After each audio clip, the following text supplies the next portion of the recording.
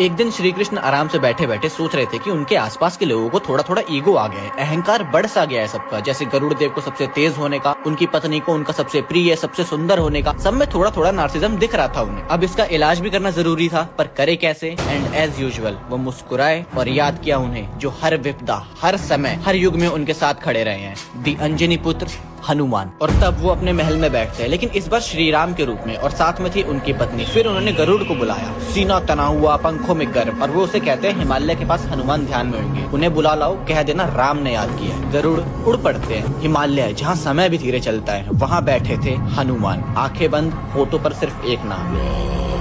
गरुड़ पहुँचे, हनुमान प्रभु ने बुलाया है। हनुमान जी आंखें खोलते हैं मुस्कुराते हुए और कहते हैं आप जाइए, मैं नाम जब पूर्ण करके आता हूँ। गरुड़ फिर सोचे अपना काम तो हो गया, पर वो हनुमान जी को देखकर कहते हैं आप वृद्ध हो चुके हैं, मैं ले चलता हूँ आपको अपनी पीठ पर बिठा के। वो ये सुनकर थोड़ा और मुस्कुराए और कहे चिंता ना करें, आप जाइए, I will be there but bye. Garuda लौट जाते हैं, पर जब द्वारका पहुँचे उनके भीतर सब कुछ हिल गया, क्योंकि वहाँ खड़े थे हनुमान। सन्नाटा छा गया और मन में सिर्फ एक सवाल, मैं तो पूरी शक्ति से लौटा था, फिर मुझसे पहले कैसे? गरुड़ को पता ही नहीं था कि हनुमान जी को पवन पुत्र ऐसे ही नहीं कहा जाता। वो जिस रफ्तार से द्वारका पहुंचे थे, उसे महादेव के अतिरिक्त देखना भी लगभग नामुमकिन था। और तब हनुमान जी श्री राम को प्रणाम करते हैं और बोले प्रभु माँ सीता कहाँ है, और ये कौन है जो आपके पास बैठी? उस एक पल में उनकी पत्नी का नार्सिज्म एंड हो गया, सबसे सुंदर, सबसे प्रिय होने का। लेकिन डर की बात तो अभी बाकी थी, क्योंकि गरुड़ के मन में अचानक से खलबली मची कि एक सेकेंड, राजद्वार पर सुदर्शन चक्र था, उसने रोका क्यों नहीं ने? और है कहाँ वो? तभी श्री राम बोले हनुमान मेरा सुदर्शन चक्र कहाँ है? और अगले ही क्षण हनुमान अपने मुख से सुदर्शन चक्र निकालते हैं और कहते हैं प्रभु ये मुझे आपके पास आने से रोक रहा था, और मुझे थोड़ी सी भूख भी लग रही थी। तो